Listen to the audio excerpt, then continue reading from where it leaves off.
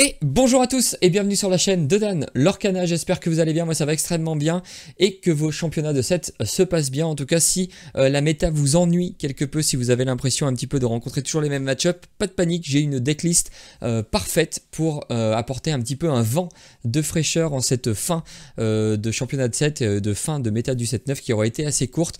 Tant mieux, la méta n'est pas non plus la meilleure que l'on ait connue, même si elle propose quand même des decks variés. Voilà, la manière, la façon de jouer est évidemment un petit peu en deçà de ce qu'on aurait pu espérer avec la rotation. Bref, les reveals battent leur plein et heureusement on se rend compte que le 7-10 lui va nous apporter énormément de nouveautés, énormément de plaisir en jeu avec des cartes qui ont un power level vraiment supérieur à ce qu'on a connu jusqu'à maintenant. C'est tant mieux, c'est évidemment une très bonne chose. Avant de passer à cette decklist fraîcheur, bonheur, je vous rappelle que vous pouvez d'ores et déjà liker, commenter et partager cette vidéo, voire vous abonner à la chaîne pour ne pas rater les prochaines. On remercie également Oupi, le sponsor boutique de la chaîne que vous retrouverez du côté de Salange dans le 74 ou bien sur le site internet oupi.eu. Le lien est dans la description, tout comme le lien vers la decklist, le lien vers mon Instagram, vers ma chaîne Twitch et vers le Discord de la team Alter Ego. N'hésitez pas à nous rejoindre dessus, plus on est de fous, plus on rit. Et on passe tout de suite à la decklist qui ne cesse de pointer le bout de son nez. On va pas dire non plus que c'est un raz-de-marée, tout le monde ne joue pas ça, loin de là. C'est une decklist un petit peu exotique qui arrive quand même à se faire une place dans la méta.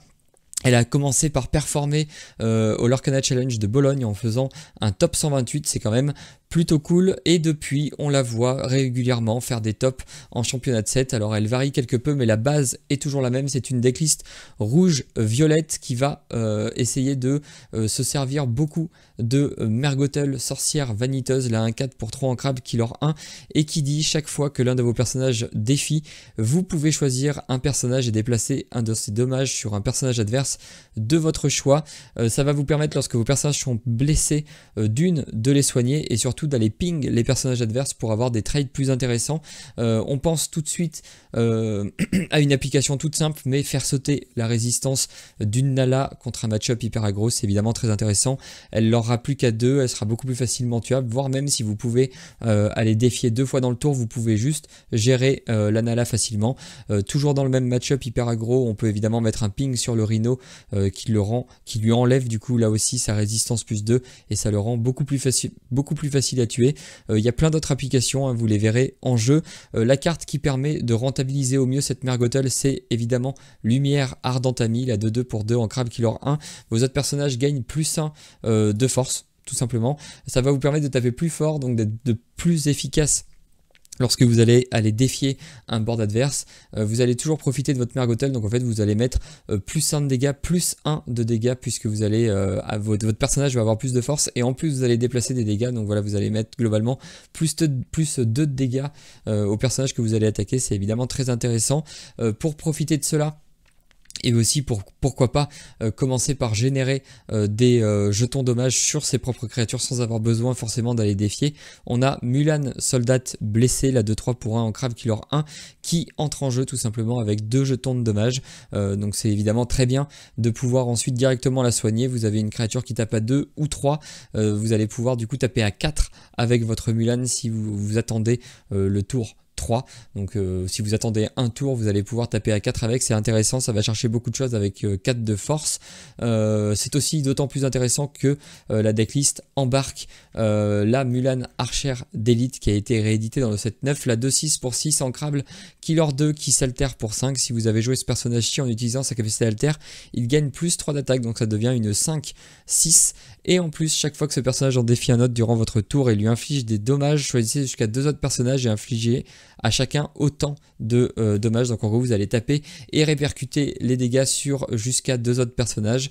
Donc déjà rien que la carte en elle-même, si vous arrivez à l'altérer au tour 5 et à aller taper dans le board, vous allez en général tout détruire. Si vous avez en plus Lumière et Mergotel dessus, vous allez coller un nombre de dégâts tout simplement faramineux. En général vu que la méta actuelle se joue beaucoup dans le mid-game et que celui qui arrive à prendre l'avantage en mid-game en termes de présence sur le board souvent remporte la partie, et bah, tout simplement la Mulan va vraiment vous y aider si vous arrivez à mettre votre plan de jeu en place, parce qu'évidemment une Mulan soldat blessé, on le voit venir à des kilomètres que vous allez jouer probablement Mulan archer d'élite, donc l'adversaire va tourner un peu autour, à vous aussi de tourner autour de sa façon de voir un petit peu comment vous piéger. Les autres tours 1 que vous allez avoir, vous allez vouloir jouer garde du palais et Rafiki. Alors ça c'est un petit peu au plaisir de chacun. Soit vous préférez avoir beaucoup de points de vie avec garde du palais et un petit peu moins de force. Donc là vous allez vouloir plutôt attaquer plein de fois et générer des jetons de dommages sur lui pour ensuite les déplacer avec Mergotel. Bon, la lumière évidemment vous permet d'avoir une 2-4 dès le tour 2, donc c'est intéressant, ça c'est de sacrées stats. Ou alors vous allez peut-être préférer jouer Rafiki, combattant mystique, qui est 3-2 lorsqu'il attaque, 4-2 donc lorsque vous avez lumière, donc ça va vous permettre d'aller chercher directement les Daisy, pourquoi pas aussi les Tiana, enfin toutes les créatures un petit peu pénibles que votre adversaire pourrait vous mettre dans les roues, vous mettre devant vous en tout cas. La suite de la decklist, c'est une decklist qui se base quand même pas mal sur des personnages chanteurs. On a le petit Powerline Meloman 4 3-2 qui est pour 2 en crabe qui leur 1 qui est Meloman 4, et on a aussi le Max Dingo Ado qui rock Meloman 5 lui pour le coup 4-3 pour 3 en crabe qui leur 2. Ce personnage ne peut pas être déplacé sur un lieu, mais vous vous en foutez, vous ne jouez pas de lieu. Pourquoi est-ce qu'on embarque ce package de chanteurs? Et bien tout simplement parce que l'autre particularité de ce deck et l'autre volonté de ce deck, c'est de vouloir piocher beaucoup de cartes, notamment via la deuxième étoile sur la droite. Vous allez pouvoir la chanter très tôt, puisqu'au tour 3 vous allez pouvoir jouer des personnages qui sont Meloman 5. Si vous avez joué un Powerline au tour 2 et un petit tour 1, bah tout simplement au tour 4 vous allez pouvoir piocher 5. Ça permet souvent de trouver, enfin c'est même très très fort dans la méta actuelle d'arriver à piocher beaucoup de cartes et de trouver plein de solutions. Donc si vous arrivez, si vous avez le temps, en tout cas ça dépend évidemment du match-up que vous affrontez. Si vous êtes contre un match-up aggro, bon, peut-être que ça peut être utile, mais je vous déconseille de miser, de garder en tout cas deuxième étoile sur la droite en main de départ. Je vous conseille plutôt de partir sur une line-up avec pourquoi pas Mergotel, pourquoi pas des créatures qui peuvent vous aider à vous défendre, pourquoi pas la petite Sissou si vous la trouvez. Elle est présente en un seul exemplaire, mais elle permettra de gérer une Tiana qui pourrait être embêtante. La ligne de play plutôt value, je pense qu'elle est plus intéressante lorsque vous affrontez des match-ups où il va falloir tenir sur la durée, donc pourquoi pas contre un Blurple, pourquoi pas aussi contre un violet gris, contre un bleu vert ça peut être intéressant, surtout que ces créatures là ne se prennent pas sous l'océan. Bon évidemment s'il a le combo vos créatures meurent, mais voilà, je pense qu'il va falloir réfléchir un petit peu quelle ligne de play vous allez vouloir prendre en fonction du match-up que vous allez rencontrer. Une line-up plutôt value avec des chansons qui vous font piocher, une line-up plutôt agressive avec des personnages qui vont essayer d'aller prendre des trades dès qu'ils le peuvent pour vous aider un petit peu, alors que ce soit dans une optique. Cette carte pour le coup elle est plutôt versatile, puisque vous allez pouvoir et c'est là aussi où c'est intéressant, si jamais vous trouvez pas de lumière sur le T2 mais que vous trouvez un Powerline dans un match-up où vous avez besoin d'aller taper le board adverse, bah, c'est aussi intéressant de trouver un Powerline, puisque vous allez pouvoir chanter Roi Incontesté qui va vous permettre de gérer un petit peu le board adverse un petit peu plus facilement. Donc voilà, les deux plans de jeu se séparent mais sont pas non plus incompatibles. Vous allez pouvoir prendre un petit peu, piocher, tricoter un petit peu entre ces deux plans de jeu en fonction de ce que votre pioche vous réserve. La Mergotel on l'a déjà vu, sinon après on attaque la base violette assez classique avec 4 Dumbo pour avoir un petit peu de manière de piocher, en tout cas de ne pas s'essouffler. 4 génies évidemment, on veut piocher et lorer. C'est à peu près tout en termes de pioche en termes de base violette, même si évidemment vous jouez la Elsa et le Yago. Donc le Yago hein, c'est une excellente carte pour vous protéger. Attention quand même aux decklists grises qui peuvent gérer votre Yago facilement. Mais voilà, si l'adversaire, en fait le Yago c'est un petit peu un pari.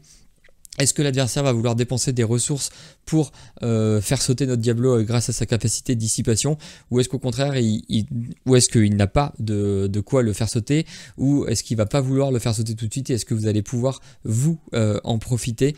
Ce sera évidemment un petit peu un parti pris à un moment de la partie, mais c'est toujours intéressant. En tout cas il a beaucoup de stats, donc lui aussi il est très intéressant pour aller chercher une Tiana, pour aller chercher des Daisy, pour aller chercher des génies en face. Évidemment dans le match-up Blurple il est évidemment très très fort, même si l'adversaire peut le cibler avec force hypnotique. Voilà, ça reste quand même une carte très intéressante dans les match-ups un peu plus value. Attention donc contre le gris comme je l'ai dit. Vous avez aussi 2 Madame Mime en éléphante qui vont vous permettre de remonter des cartes dans votre main. Pourquoi pas remonter la 6 sous si vous l'avez trouvé, si vous voulez essayer de faire un petit peu de gestion à distance. Elle est toujours évidemment très forte au tour 4 suivi d'une Elsa pour aller commencer à taper les points de vie, les créatures adverses, tout en ensuite redistribuant tout le temps vos petits points de dégâts par-ci par-là, plus la Mergotol, ça devient évidemment très très fort. 3 belles, parce qu'on joue quand même pas mal avec les jetons dégâts dans ce deck là. C'est un archétype qui a eu du mal à s'imposer dans la méta précédente, qui a beaucoup de mal à s'imposer dans la méta actuelle, mais qui reste quand même très très cool, puisque ça permet d'aller compter un petit peu pour les gens qui aiment bien les controns. C'est plutôt sympa, vous allez pouvoir aller taper par-ci, ensuite déplacer un dégât pour faire un value trade d'ailleurs, ouais, c'est très intéressant. On se prive évidemment pas de pour moi en tout cas, la meilleure carte du jeu à l'heure actuelle, la Elsa 5ème esprit, 2-5 pour 5 ancrable qui leur 1 charge insaisissable. Lorsque vous le jouez, vous pouvez incliner un personnage adverse. Pour moi, c'est la carte qui rend le violet si menaçant et si écrasant en milieu de partie, puisque étant donné qu'on est dans une bataille de board, on aime bien normalement nous-mêmes choisir quand est-ce qu'on va attaquer, quand est-ce qu'on va prendre l'initiative sur les combats. On aime bien évidemment faire des trades qui nous arrangent nous.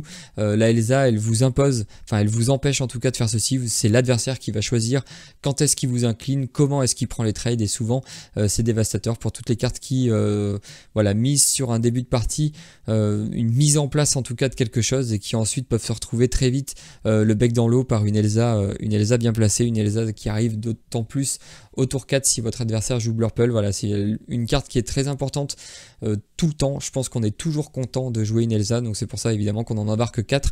Pourquoi s'en priver? On embarque aussi 4 Maui demi-requin, parce que ça reste une excellente carte, même si le rouge lui a disparu. Le Maui demi-requin lui est toujours bien présent, il est insaisissable, donc c'est intéressant avec les Dumbo dans une méta assez violette où vous allez pouvoir quand même aller chercher pas mal de choses avec ses stats. Si en plus vous le soignez avec Mergotol, ça devient d'autant plus intéressant. Et l'autre chose qui est très intéressante, c'est qu'à chaque fois que ce personnage en défie un autre, vous allez pouvoir renvoyer une carte action de votre défausse dans votre main, et vous allez gagner un point de l'or en plus à chaque fois que vous jouez une carte action.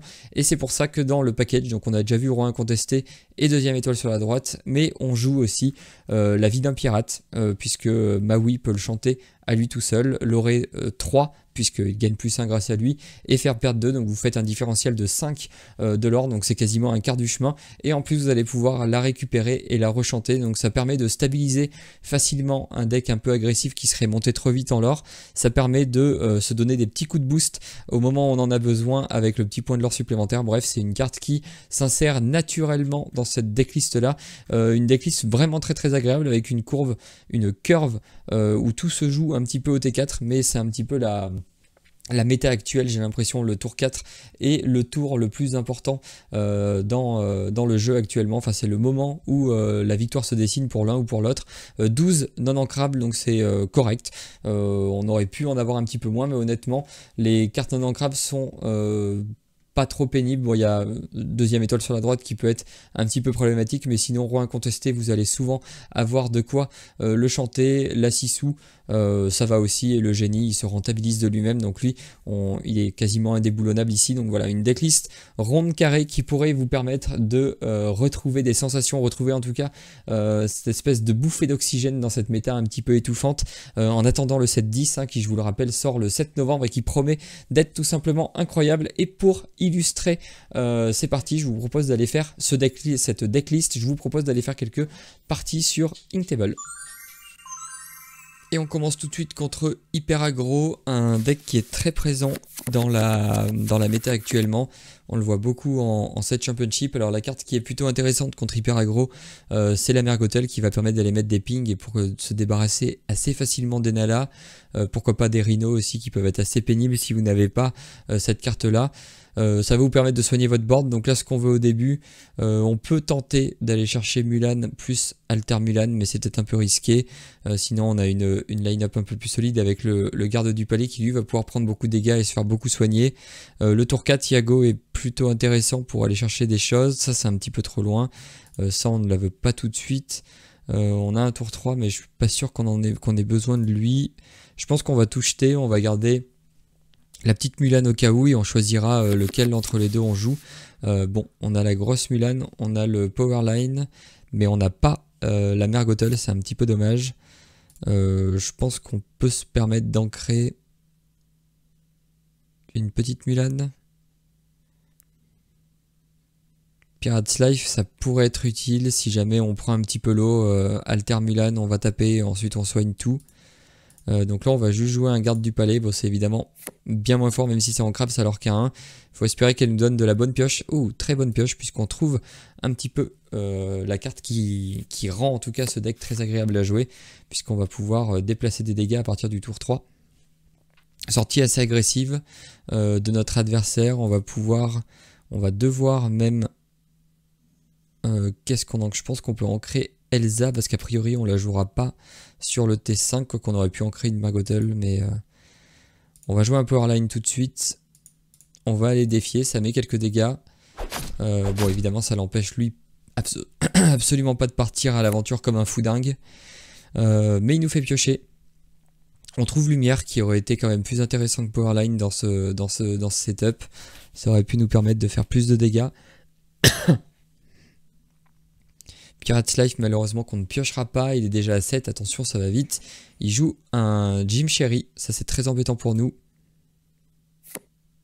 C'est très embêtant pour nous. Après on peut chanter Be King Undisputed, mais il y a de fortes chances qu'il tape, qu'il aille sacrifier en fait sa Mulan. L'avantage qu'on a, c'est qu'on va pouvoir taper ici, et avec la Mergottle on va pouvoir déplacer le dégât du garde et du coup tuer le Jim Cherry tout de suite. Je pense qu'on n'en a besoin que d'une. On va la jouer tout de suite. On va aller défier avec le Powerline. On va aller enlever le dégât du garde pour le placer sur le Jim Cherry. Comme ça on s'en débarrasse illico presto, prompto.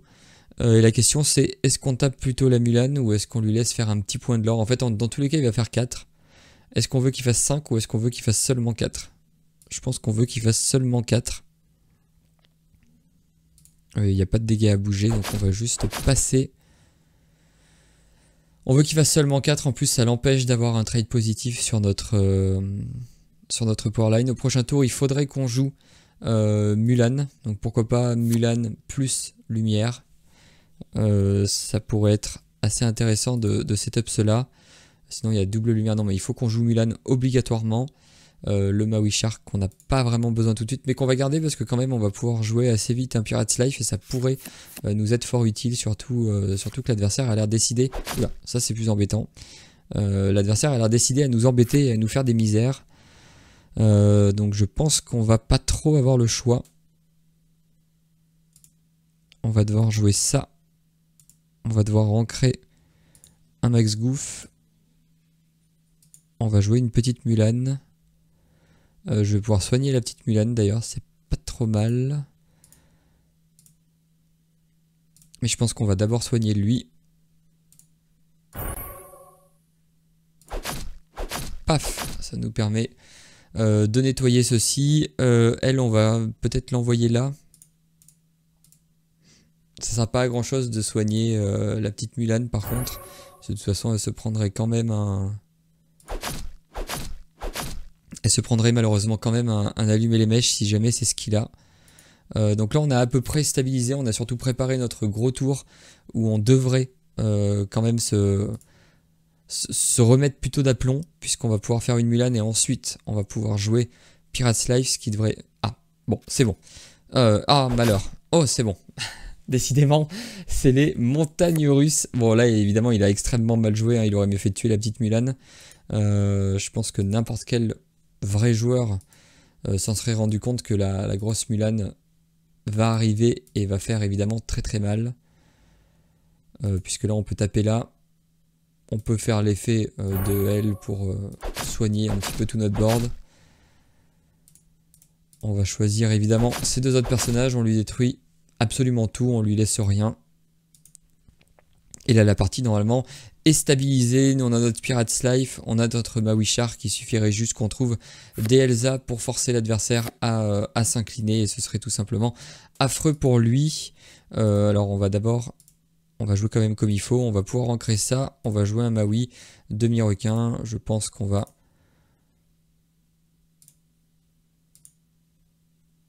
Si on va chanter... On va chanter Pirates Life puisqu'on a Maui demi-requin qui nous permet de prendre un petit peu de l'or. Tout simplement, on remonte la pente, on la fait descendre de 2, que 12 à 7. Et la Lady qui malheureusement ne pourra rien jouer. Par contre ça c'est pas mal, on va pouvoir jouer une belle et tout simplement se débarrasser de la Lady. On va bouger 3 dégâts qu'on va mettre sur la Lady. Et là on va juste partir à l'aventure avec tout.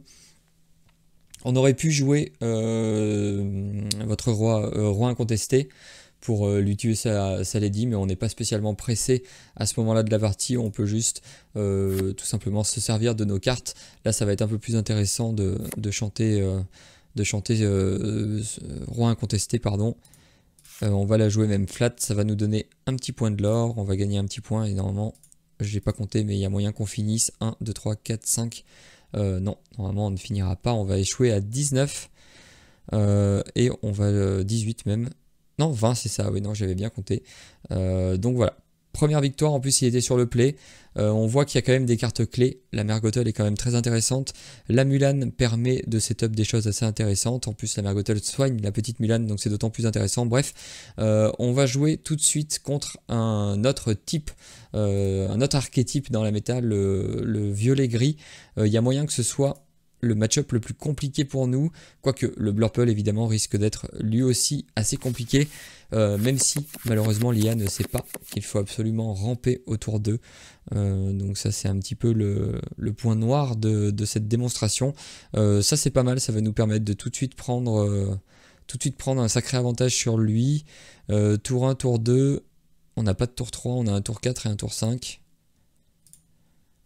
Je pense qu'on va jeter lumière et on va essayer de trouver un tour. Malheureusement, on l'a pas trouvé. Donc là, on est premier joueur. Ça nous a bien servi la partie d'avant. Peut-être plus que la Mulan. Quoique la Mulan, si elle arrive, c'est plutôt pas mal. Mais là, j'ai plutôt l'impression que ça va être une partie avec Belle, puisqu'on a Elsa. Belle Elsa, ça fonctionne quand même bien. On n'a pas en plus la... On n'a pas la petite Mulan, donc on va pas trop tirer des plans sur la comète, on va être plutôt pragmatique. Donc ça nous va. Il peut pas trop venir prendre le trade. 2, c'est peut-être un petit peu trop. On n'a pas de tour 3, c'est assez embêtant. Je vais en ancrer une, je vais jouer ça. Et lui, il va partir à l'aventure hein, s'il vient prendre le trade. C'est pas trop dérangeant puisqu'on va pouvoir venir se venger. On va pouvoir venir se venger quoi qu'il arrive. Oui, on n'a pas besoin... Ah. Non, je pense que ça nous effraie pas plus que ça. Est-ce qu'on... Parfait, on trouve un pseudo tour 3. J'ai presque envie de me débarrasser de Yago. Je pense que c'est pas le plus intéressant ici. Je pense qu'on va jouer lui, ce qui va nous permettre d'aller chercher le capitaine Crochet un petit peu gratuitement. La question c'est est-ce que on chante roi incontesté pour lui tuer le Diablo et lui donner une pioche et lui laisser un petit peu un trade back? Je pense pas. Je pense qu'on va être un petit peu patient.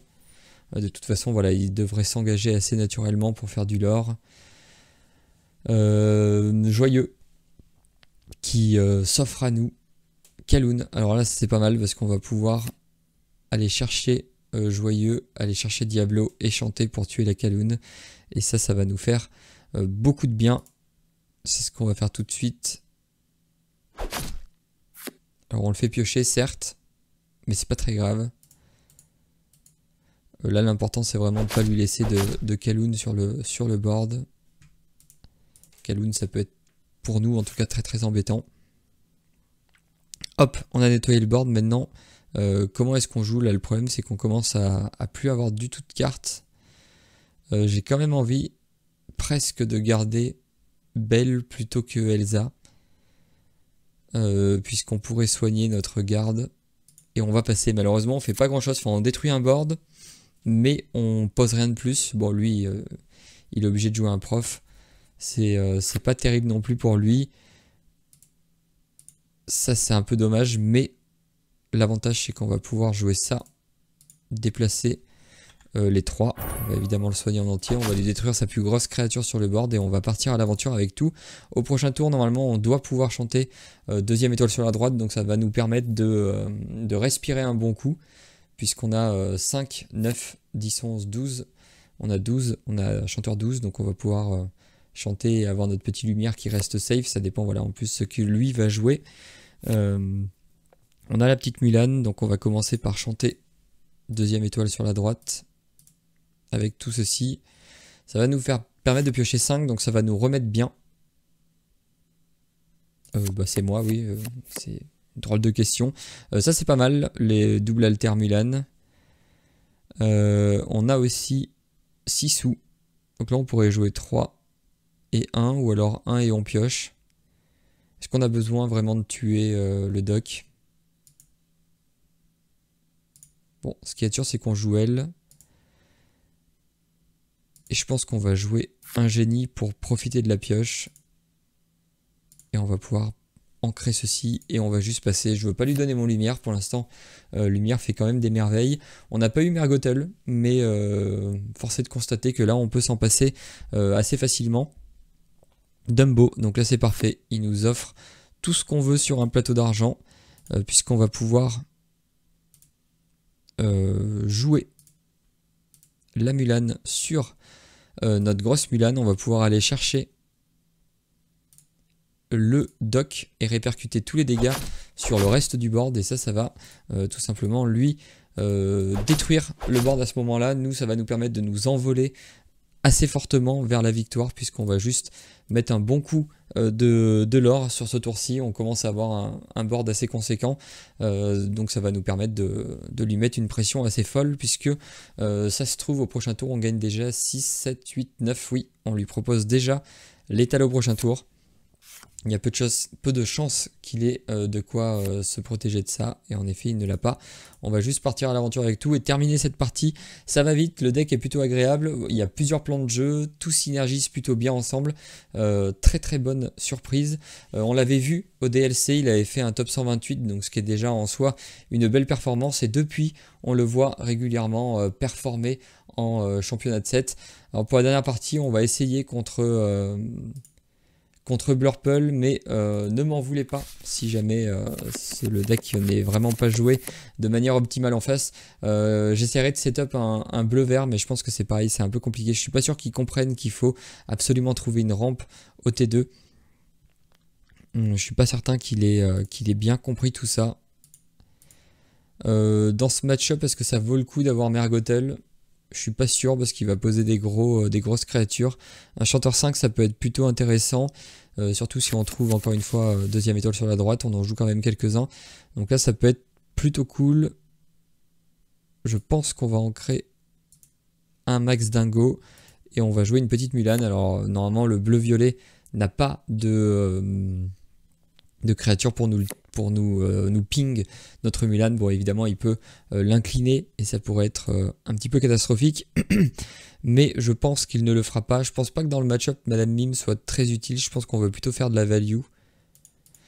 Là on va tout de suite jouer un lumière. Bon, on va évidemment pas faire plus. Ah, bah il a rampé, j'ai été mauvaise langue, donc là il a fait un début somme toute assez classique avec son bleu-violet, et c'est plutôt cool pour nous.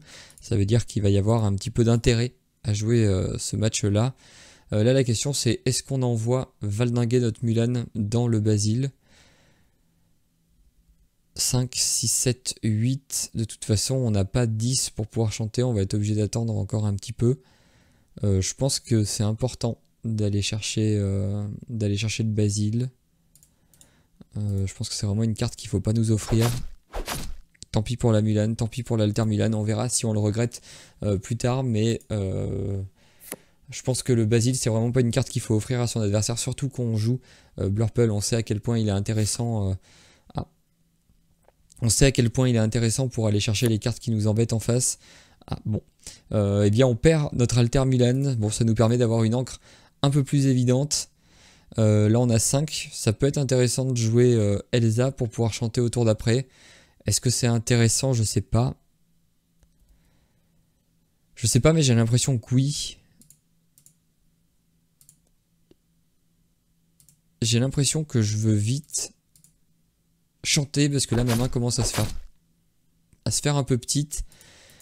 J'ai pas envie qu'il ait le temps de me détruire le board, de lui laisser un tour pour qu'il ait le temps de mettre un Yago ou quelque chose et qu'il puisse ensuite venir détruire mes chanteurs. Là j'ai vraiment envie de chanter tout de suite, avoir une main pleine. Lui en plus il fait rien sur ce tour-ci, donc c'est parfait pour nous. Là on va pouvoir chanter tout de suite.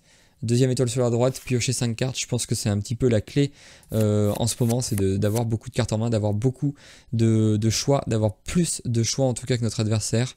On va pouvoir jouer le Dumbo. Et je pense qu'on va ancrer. Je suis pas sûr qu'on ait besoin de Powerline maintenant. Quoique ça permet de chanter. Est-ce qu'on veut lumière? Je pense que lumière est quand même intéressant. Je pense qu'on va malheureusement se débarrasser du petit Powerline. Et là c'est plutôt pas mal. On va pouvoir... ah non, ça c'est un peu plus pénible. Quoique il nous faudrait une Mergotel. Non, on n'a pas Mergotel. On peut essayer d'aller la chercher. On va activer sa carte, sa capacité à lui. On va faire pareil pour la Elsa. Malheureusement on ne trouve pas Mergotel, c'est un petit peu dommage. On va jouer un génie pour commencer à mettre du board qu'il aura assez méchamment. Bah décidément on trouve toutes nos Mulan. Je pense que Mulan sans alter hein, c'est pas très bon, donc c'est pour ça qu'on va c'est pour ça qu'on va pas trop traîner. Bon tant pis pour le lumière, on va partir à l'aventure. Là on a setup un board intéressant. Le problème c'est que le bleu violet va bientôt arriver dans les tours où lui aussi commence à avoir des boards très intéressants. Donc on veut aller le plus vite possible. On veut pas lui laisser trop le temps, trop l'opportunité de nous embêter. La petite Sissou nous sert à rien dans ce match-up, c'est un peu terrible. On pourrait essayer de piocher ou alors on prend un trade.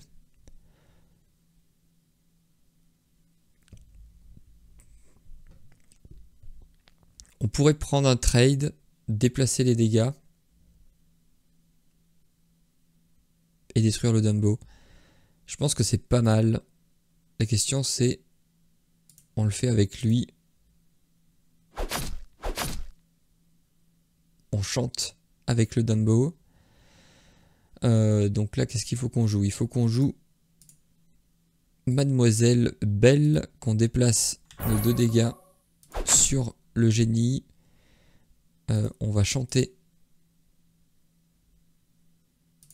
On va chanter Roi incontesté pour l'empêcher de piocher. Ça va partir à l'aventure. Et ensuite, je pense qu'on va juste jouer... On va partir à l'aventure, donc là on essaye, en tout cas il ancre plus, c'est assez bizarre, peut-être qu'il a une mauvaise main. Là nous on va déployer, je pense que je peux me débarrasser d'un Dumbo. À partir du prochain tour on va essayer de rentabiliser un peu le Dumbo, on va essayer de piocher. Boula, il veut piocher avec son Dumbo. Là nous ça nous intéresse plus trop, on va juste déclencher l'habilité de Dumbo.